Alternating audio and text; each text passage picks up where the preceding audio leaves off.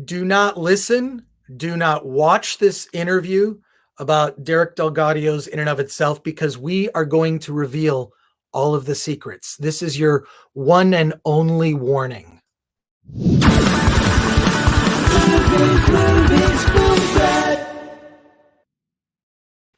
Welcome to the Film Threat Podcast. I am Chris Gore. I am pleased to talk to you today about something that is incredibly indescribable, and that's Derek DelGaudio's in and of itself. It is a part one-man show, part confessional, very personal on the part of Derek himself, and it's very personal for every audience that has experienced this show live. It is now a documentary that's playing on Hulu, and Derek DelGaudio's here. I'm so pleased to meet you, sir. I saw your show in Los Angeles, and was really taken aback at it's how do you even describe the show? I mean, when you talk to people about it, how do you describe the show? I try not to. I just usually avoid it and try to just tell them they have to see it. But that's not. It's because the lack of being able the fact that you can't describe it is part of the show. The fact that that is the point, in a sense, is that we've made something that is intentionally indescribable as part of the poetics and the narrative of the work. Well, it's one of those things where it's not a magic show. There's some sleight of hand with, there's some card trickery that is remarkable, close-up work. But some of the I cannot for the life of me figure out how some of these human puzzles, in a sense, were put together, and how emotional it is. And what I really like about the approach to the documentary is that you really get into all of the different ways that people have personally experienced it. I feel like the audience, it's a very intimate setting. It's an audience of maybe 100 people or so. Am I right? 150, yeah. About 150 people, but the way that you put together this, I can't even imagine like where it came from. And then also your personal story of your life is weaved in just such a brilliant way into it. Tell me about, like, at least from the beginning stages of developing the show, how you were able to organically weave your personal life story into it.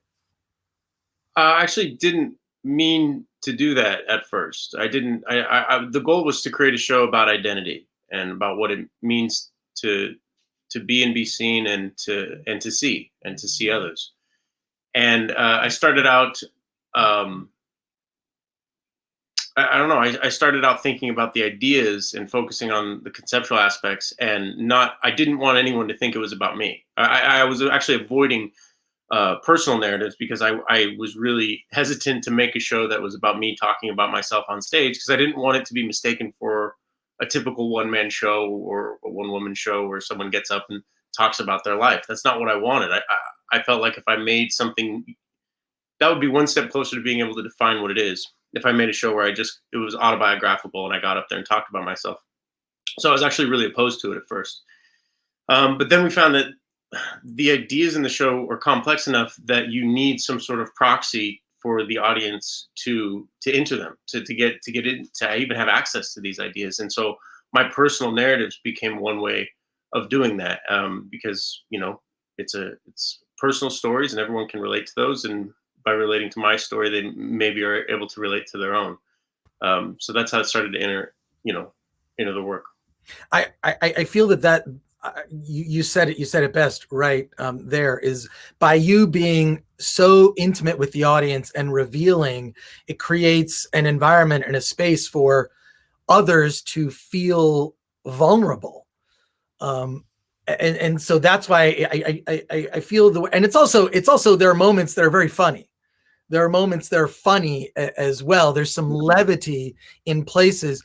Correct me if I'm wrong, but the show was developed along with or with the help of Frank Oz. Well, yeah, I mean, he was there from. I had a skeleton of a show that I pitched to him that of what basically ended up on stage. But it was, again, it was ideas. I knew I knew I wanted to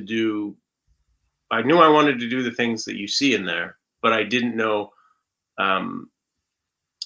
the manner in which I wanted to do them to make them accessible. Mhm. And one thing that Frank is very good at is bringing things to life. That's what he does. And so um, we we worked on it in tandem, where I would write and come up with ideas, and then put them on their feet in front of him, and he would give me his thoughts, and usually it was more questions than direction. He never gave directions. He only asked questions. It's a very Socratic method. I felt like Luke and Dagobah, and he just this like annoying wisdom coming at me at all times, and and answers that I couldn't, questions that I couldn't possibly answer, but I just kept trying to answer them, and yeah, so he was, of course, integral in bringing it to life for everyone. Well, I have to ask then, because you brought it up. He created one of the most iconic Star Wars characters of all time, Yoda. Did you ask him at one point to do the voice, or does he kind of know that you want to hear it, or what? Yeah, I have far too much respect for him to ask him to do the voices. Those are sacred in a sense, and they're yeah, they're not frivolous. Like I understand, like it seems like an easy thing to ask him to do, but I know how much those characters are a part of him, Mhm. and so I did not ask him to do the voices at any point, but at the end of the run in LA, he gathered our team around, and he did all of them for us. He sat on. I mean, we people were knew that he knew that everyone wanted it, of course, and so he did something he's never done before, and he did all of the voices for us, and it was astonishing, because you're watching. I don't. You're watching your childhood embodied in a single person, and I honestly don't think I've thought about this. I don't know that there's anyone alive who has affected more people in that way than Frank Oz. I mean, you'd have to go to, I mean, yeah, I can't think of anyone. Walt Disney was someone who was like that. Jim Henson was someone like that. There are people who, Tom Hanks, has made a lot of people happy. But Oprah, Oprah has made a lot of people, brought a lot of joy into people's lives. But with Yoda and the Muppets alone, not to mention all of his films, it's really remarkable the amount of wonder and joy that he's brought into this world. One of the things about the show, it seems like so much planning goes on behind the scenes for each show, because the audience is a part of the show, a very big part of the show. Mm-hmm. I can't for the life of me figure out, and I've been a big fan of, like, and this is not a comparison, but Penn and Teller sometimes are open about in their show about, here's how we do something, and then they kind of even make it into more of a fun bit. I have no idea how many of the things that you achieved were achieved. And just being having gone to the Magic Castle, the close-up work is always something that blows my mind. Yeah. But there are things that you did in the show that are just, I've never ever seen, ever done, ever. Yeah, that's what. Yeah, yeah, correct. Yeah, exactly. So was it just sort of knowing how you must know how, close up, obviously you have a skill in close up magic, but some of these other things, they're not a type of thing that's ever been done. What even went into the thinking into creating some of those? I'm loath to mention some of the specifics. You know what they are, but is your question, how could someone like me do these things? Yes, yeah. I mean, to me, it's the very end of the show, which I really don't want to ruin. But it's like, I'm just amazed that I'm always amazed that, like, an actor can memorize dialogue and then do a scene over and over again, like in their brains, right? Yeah. I've met a lot of friends. I have friends who are actors. How do they remember something that's a 10-minute monologue?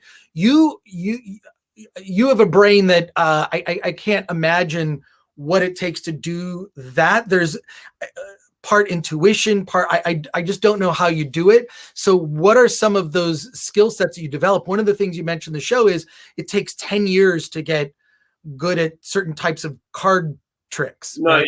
the quote is it takes eight years to learn how to hold a deck of cards properly. That's it. Yeah. Yeah. 8 years. So what went into the thinking about like some of these other, I don't want to call them, they're not tricks. They're just this sort of aspect of the show that involves the audience. I feel like that's the thing that is so astounding to me. You didn't know me before I bought a ticket and showed up. Yeah. So, Well, that's what it should be. The problem is your expectations have been lowered over the years. I mean, a real magician should astonish you in ways that you can't comprehend and show you things you've never seen before. They should step beyond, the known and show you something that is unknowable. And that just takes time and effort, and it's just a lot of work. And I think that we've you know we've forgotten to take that time, and everyone's trying to hustle and make a quick buck, which I get. But for me, I wanted to really think about what it means to create an experience of true wonder and astonishment, and say something at the same time. As far as the skill sets go, yeah, I usually there's not a lot of crossover between someone who's an expert in sleight of hand and then is able to do these other things. But it's not. It's usually people pick an instrument and stick with it. If you're a great violin player, you play the violin. You don't also learn how to play the piano. But for me, I didn't want to. I'm not interested in being demonstrative with skills. I'm interested in saying things and presenting ideas and telling stories, and I will do whatever it takes to do that. I don't want just one instrument. I want whatever instrument is needed um, to to to make the thing I need to make. So I haven't intentionally haven't limited myself to one medium or one form, and tried to just be open to the possibility that anything's possible if you just set out to do it. And it just means you have to work towards it, which we did. well, the other thing that struck me about the show is that the show lives outside of the time frame that the show takes place. There are a couple of elements, for example, the gold brick, there's a person that's asked to leave, a single person that is asked to leave and come back, and that book.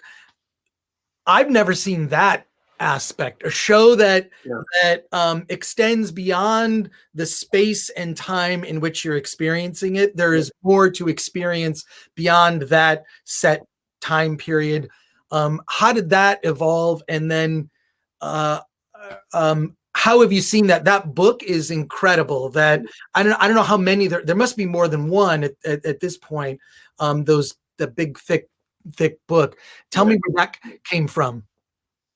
Well, the show is one giant, metaphor for identity, which means, and I was trying to deconstruct it, what it means to, these, what it means to exist and have a name, and have people know who you are and stuff. And the show uh, is an identity, and I wanted to deconstruct it. So that means it needs to be broken temporally, spatially.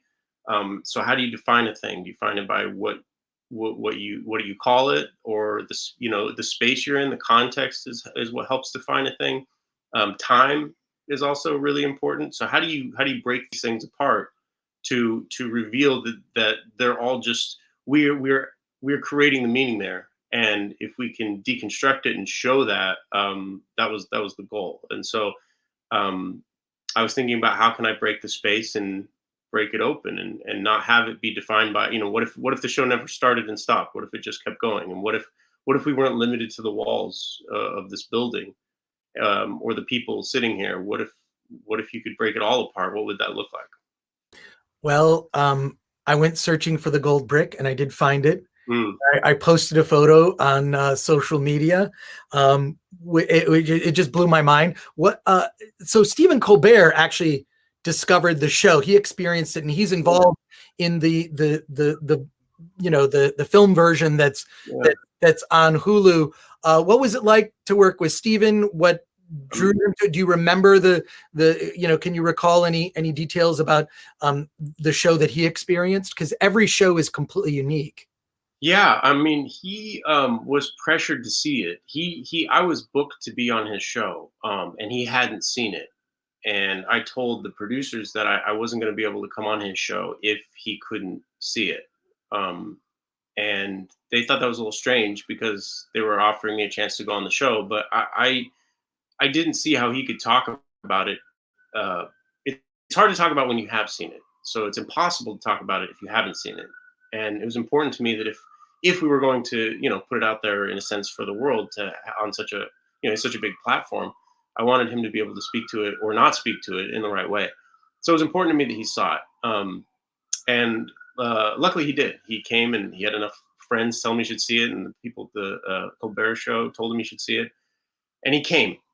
And I don't think it wasn't what he expected, and it as he tells it, it hit him very hard, and he was kind of stunned by it. And he left the show, and he actually told me later. I never met him after that show. He told me later that he didn't want to meet me after the show because he didn't want to ruin what he was experiencing. And meeting me afterwards might have done that, which I can understand. A lot of people actually told me told me the same thing, that they didn't want to talk to me or see me after the show because they just wanted to live in whatever world they were living in, and not have like an actor come out and shake hands and take the wig off or whatever.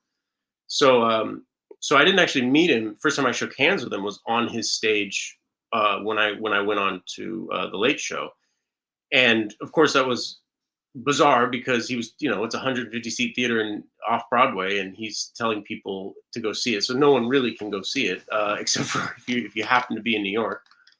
But I was very thankful he had me on, and it was really lovely. And then after that, when we were considering filming it, I was just looking for advice on who maybe I should speak to about this. And I know he's with CBS, who is Showtime, and so I asked Stephen if he knew who I should talk to at Showtime that might be interested in coming to the show and seeing it, and maybe thinking about turning it into a film. And Stephen said, can I please help you with this? And I said, sure. And so Showtime didn't want it, and HBO didn't want it, and no one wanted it because they didn't know what the hell it was. They liked the live show. They were all complimentary of it, but they didn't know how in the world you would turn this into a film. Nevertheless, still wanted to do it, and Steven said he still wanted to help, regardless of who. He didn't matter who else was saying no. He told me he wanted to help bring this to life, and he and his wife Evelyn had a discussion, and they decided they were going to do it themselves, which is remarkable. And so they did. Well, it's amazing, and I have to ask, like, now that it's available for all to see. I mean, it was a very exclusive show. I remember when I got tickets, I felt so lucky. Oh, nice. Because it was just I mean, we looked at the calendar and it was just all sold out. So I felt very fortunate to experience it live. But now that it's going to be seen by millions, do you kind of feel like like a comedian, like, okay, I've done this material, it's now out in the world, now I got to go back and do work to develop a whole new show to take on the road? Are you looking at, now that this one is available for so many to see, possible to see, like, are you looking at developing a completely new show? Well, new work, certainly. I don't know if it'll be a show, but yeah, that show was retired the moment I decided it should be. I once I felt like the audience was hearing what I had to say, I walked backstage and said, we can end it now. And so then I knew it was going to end then, and not have to do it again. And now that the film's out, it's even more true. So yeah, that's retired, but I look forward to, seeing what comes next, and whatever I'm interested in, I'll just start thinking about it and slowly putting something together again. Well, I can't wait to see it. I really hope that you consider also putting together some sort of book, Oh yeah, like the stories that people wrote and whatnot. And then I just have to ask, are there any secrets that you're willing to reveal about how certain, because for the life of me, I cannot figure out how certain things were achieved. sure. Well, I usually don't talk about those things because it's detrimental to the overall work because it takes the focus off of the meaning and it puts the emphasis on how instead of why or what it means, which is what really matters to me. And so deconstructing it in that sense is it's just not it's just not right for the work. Well, that is totally fair. I did not expect an answer, and I appreciate it. I think it's also it's such an indescribable thing. You just have to experience it now on Hulu. And Derek, thank you so much for talking to me on the Film Threat podcast. It's just a pleasure to meet you after what was something that like you said, it's impossible to describe if you haven't seen it, and even after you've seen it, it's also difficult to describe. Correct, correct. Well, I appreciate you having me on to talk about it. Well, I look forward to whatever the next thing is. In and of itself strikes back. I don't know. Yeah. Who knows? Yeah, yeah, and it's harder in and of itself, harder. Yeah, yeah. Great. Thanks so much, Derek. I appreciate it. Thank you.